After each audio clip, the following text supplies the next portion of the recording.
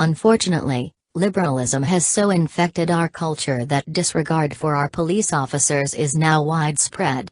Those who most deserve our respect, the men and women who put themselves in harm's way to keep us safe, are constantly hindered from doing their job properly.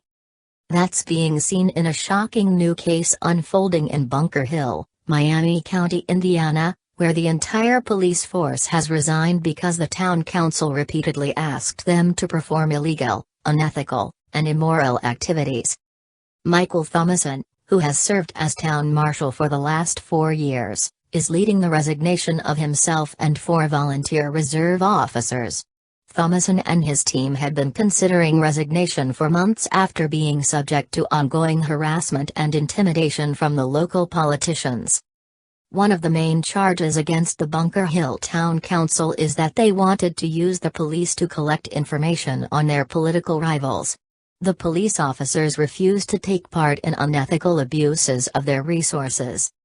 The resignation letter presented by the former officers states that members of the town council continuously requested background checks on fellow councilors. They wanted to uncover their criminal history. Thomason states that when he and his team did not comply with the illegal orders, they were threatened. The local police found themselves in a situation of choosing between morality and their livelihood. The resigned officers also resigned because the town failed to provide them with the funding and equipment necessary to face the dangers of their job.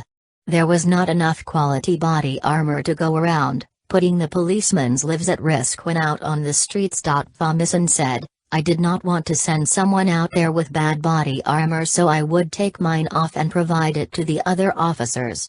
I told them we have to provide this. There is an IC code that explains that and says that the town has to provide that body armor." For Thomason, there were also personal reasons relating to his resignation. He took time off after being diagnosed with cancer. But after he was prepared to return to work, the city would only give him part-time work. The city was playing with an officer's career as an intimidation game to cajole him into getting in line with their demands. Bunker Hill residents are feeling the loss of their police force. The police provide an invaluable service. Local families no longer feel safe without them. For the moment, the town is receiving protection from the county sheriff's office while they work on hiring a new group of police. However, many officers who have been contacted are familiar with the situation and have refused the job.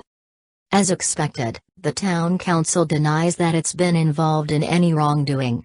They assert that the differences between them and the police department had nothing to do with illegal requests or with lack of body armor. Via Fox 59. It's frustrating that when money is wasted on causes that shouldn't be receiving public funding like illegal aliens and refugees, there's seemingly nothing left over for the folks who go so far as giving their lives to protect American families. Just as angering is the thought that corrupt politicians see police as nothing more than pawns to use for their immoral plans, rather than the heroes they really are.